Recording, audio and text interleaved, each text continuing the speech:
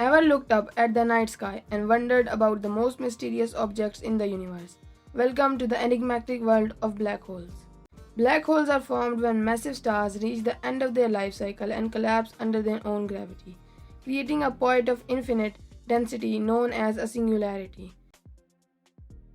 Surrounding this singularity is the event horizon, the point of no return. Anything that crosses this boundary is pulled into the black hole, never to escape. Black holes are invisible, but their presence can be detected by the way they warp space-time and affect nearby stars and light. Imagine light bending and twisting as it tries to escape the immense gravitational pull. One of the most dramatic events in the cosmos is when a black hole devours a star.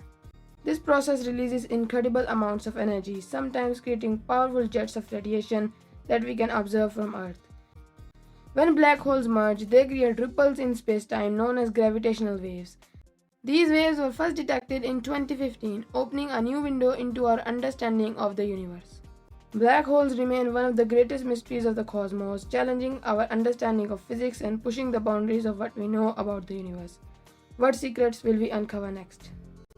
Thanks for watching. Don't forget to like, subscribe, and hit the bell icon for more fascinating insights into the wonders of the universe.